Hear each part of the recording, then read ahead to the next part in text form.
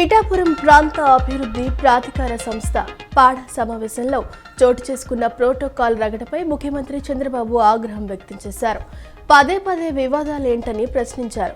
నియోజకవర్గ తెదేపా ఇన్ఛార్జ్ వర్మపై అసహనం వ్యక్తం చేశారు. వైసీపీ రాజకీయ పార్టీ కాదని, హత్య రాజకీయాలకు డెన్గా తయారైందని ఆంధ్రప్రదేశ్ సమాచార శాఖ మంత్రి కొలుసు పార్థసారథి సంచలన వ్యాఖ్యలు చేశారు.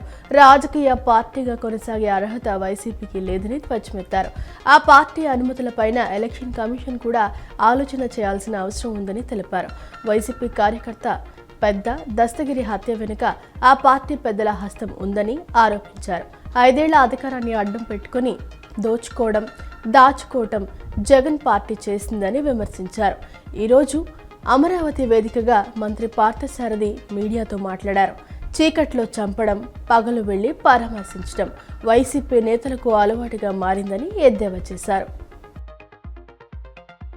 వైసీపీ అధినేత జగన్ రెడ్డి రక్త దాహానికి పెద్ద దస్తగిరి అనే మరో బీసీ బిడ్డ బలయ్యాడని బీసీ సంక్షేమ శాఖ మంత్రి సవిత ధ్వజమెత్తారు.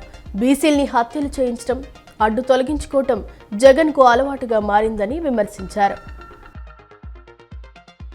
పసిపిల్లల్ని అపహరించి సంతానం లేని దంపతులకు విక్రయిస్తున్న ముఠా కృష్ణా జిల్లా పెనంలూరు పోలీసులకు పట్టుబడింది. ఎవరికీ అనుమానం రాకూడదని యాచకులు, ఇతర ప్రాంతాల నుంచి వచ్చిన పేదలు, సంచార జాతుల పిల్లల్ని లక్ష్యంగా చేసుకుని వీరు కిడ్నాప్లకు పాల్పడుతున్నారని కృష్ణా జిల్లా ఎస్పీ విద్యాసాగర్ నాయుడు తెలిపారు. ఎన్నికల సమయంలో ఇచ్చిన హామీ మేరకు అధికారంలోకి వచ్చిన వెంటనే నిధులు మంజూరు చేసి రోడ్ల నిర్మాణ పనులు పూర్తి చేశామని ప్రభుత్వ విప్ ఎమ్మెల్యే యార్లగడ్డ వెంకట్రావు తెలిపారు. గత పాలకుల నిర్లక్ష్యం వల్ల గన్నవరం వెనుకబడిందని విమర్శించిన ఆయన రాబోయే రోజుల్లో గన్నవరం నియోజకవర్గాన్ని మోడల్ నియోజకవర్గంగా అభివృద్ధి చేయటమే తన లక్ష్యమని స్పష్టం చేశారు. ప్రభుత్వ యంత్రాంగంలో ఉన్న ప్రతి ఒక్కరం ప్రజలకు జవాబుదారులమేనని గుడివాడ ఎమ్మెల్యే వెనిగండ్ల రాము అన్నారు. తమ సమస్యలపై ప్రభుత్వ కార్యాలయాలకు వచ్చే ప్రజలపై నిర్లక్ష్యం వహిస్తే సహించేది లేదని అధికారులను హెచ్చరించారు. గన్నవరం నుండి మక్కా యాత్రకు వెళ్లిన హాజీల లగేజీ కోసం ఎదురుచూపులు చూస్తున్నారు. ఈ నెల 18న గన్నవరం ఎంబర్గేషన్ పాయింట్ నుండి 335 హాజీలు యాత్రకు బయలుదేరి వెళ్లారు. విమానంలో లగేజీ ఎక్కువ కావడంతో 285 బ్యాగులు గన్నవరం విమానాశ్రయంలో నిలిపివేశారు. లగేజీ చేరకపోవడంతో బంధువులకు సమాచారాన్ని అందించారు. యాత్రికుల బంధువులు ఈ సమస్యను హజ్ కమిటీకి తెలియజేశారు. స్పందించిన హజ్ కమిటీ రాత్రి హడావిడిగా లగేజీని లారీలో కలకత్తా పంపించారు. 4 రోజులు గడుస్తున్నా లగేజీ చేరకపోవడంతో యాత్రికులు తీవ్ర ఇబ్బందులు పడుతున్నారు. ఎన్టీఆర్ జిల్లా కంచకచర్ల మండలం పరిటాల గ్రామంలో పురుగు మందు తాగి భార్యాభర్తలు ఆత్మహత్య చేసుకున్నారు. అనారోగ్య కారణాల వల్ల సాంబశివరావు అనే వ్యక్తి పురుగు మందు సేవించాడు. భర్త పురుగు మందు సేవించడంతో భార్య కూడా సేవించి ఆత్మహత్య యత్నానికి పాల్పడింది. భార్యాభర్తలను నందిగామ ప్రభుత్వ హాస్పిటల్కు తరలించారు. అప్పటికే మృతి చెందినట్లు వైద్యులు ధృవీకరించారు. ఇద్దరు ఒకేసారి చనిపోవడంతో గ్రామంలో విషాద ఛాయలు అలుముకున్నాయి.